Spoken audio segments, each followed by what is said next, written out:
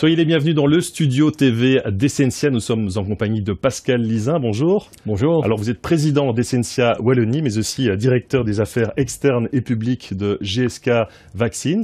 Alors avec vous, on va évidemment parler de la recherche et du secteur représenté par Essentia, le secteur de la chimie et des sciences de la vie. Comment ce secteur pourra-t-il mener une politique de croissance durable ?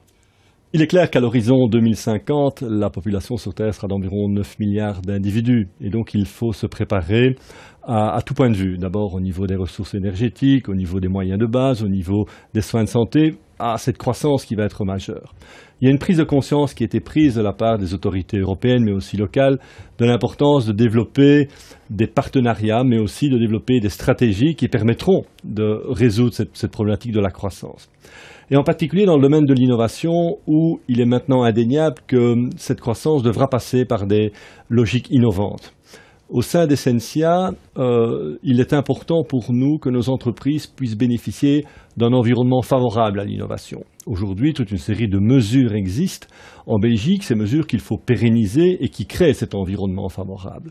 Mais ce n'est pas suffisant. Demain, il faudra venir avec des produits innovants qui permettront de réduire le CO2, d'avoir des produits recyclables, d'avoir des nouveaux processus. Et c'est en ça qu'un secteur comme le nôtre est important, parce qu'il va à la fois générer de l'innovation, des nouveautés, mais qu'il va être aussi un moteur pour créer un environnement favorable à l'innovation.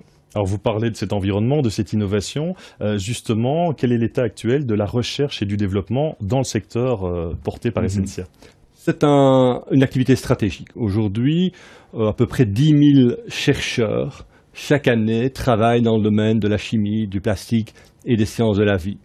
Il est clair que les sciences de la vie occupent une grande part de ces 10 000 personnes, mais c'est un chiffre conséquent. Ça veut dire qu'un emploi sur 10 de notre secteur est consacré à temps plein à faire de la recherche. Alors qu'est-ce que cela représente comme investissement en Belgique ?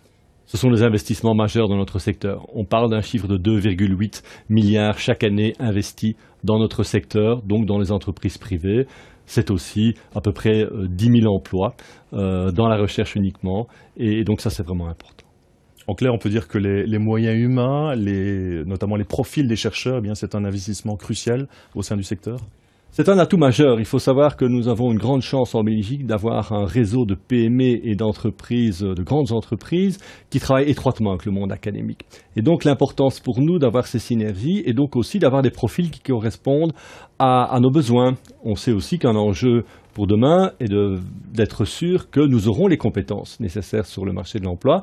Et donc c'est la raison pour laquelle il est important d'attirer les jeunes vers les sciences et travailler avec le monde académique pour former les profils de demain. Voilà, on espère que le message est passé. Merci en tout cas pour toutes ces explications et ces nouvelles assez positives. Merci à vous de nous avoir suivis. Je vous rappelle que d'autres témoignages sont accessibles en vidéo sur le site d'Essentia.